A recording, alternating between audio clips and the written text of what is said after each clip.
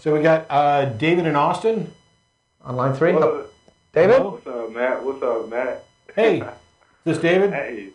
I wanted to ask you something. It was a couple of questions I want to ask you, but for the most, I want to ask you about, like, you know how, like, atheists, they get married, right? Some of them do, yeah. Yeah. Some of them Just do. like anybody else, you know. Yeah, but I was saying, like, if marriage comes from the Bible, why would they get married? What makes you think marriage comes from the Bible?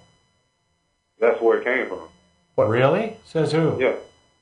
I mean, that's the first place we heard of it. We ain't heard about it nowhere else, right? Really? Where is it in the Bible? And what makes you think that's the first place? Marriage is it's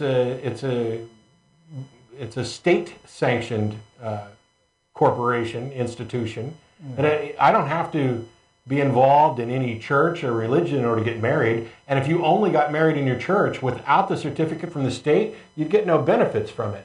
Marriage isn't something that the Bible that was invented by the Bible or anybody else. As a matter of fact, for years, the idea of marriage as it exists now did not exist. And the Bible endorses, for example, polygamy, among other things.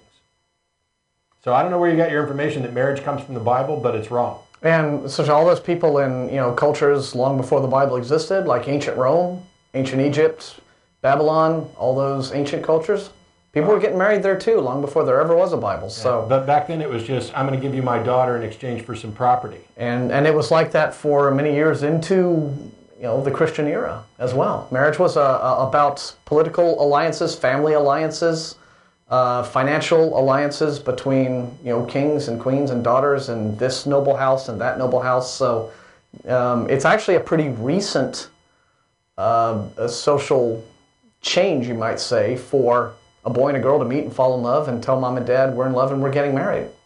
That's so it's not. The Bible really doesn't have a whole heck of a lot to do with it. So. All right. Well, can I ask you one more question? Sure. Yeah. Okay.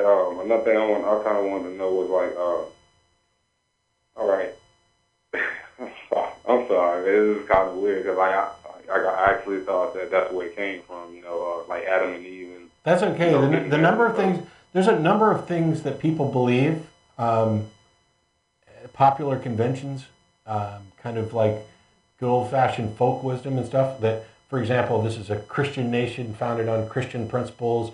None of that's true. There are people who think that the national motto of "In God We Trust," which was added in the 1950s, has always been there, and that's not true. There's a campaign of misinformation, and by and large, people, including myself, including most of the people I know, people are generally lazy. And if you get information from a source that you trust, you tend to go with it until it fails you. I mean, it's just the way we work.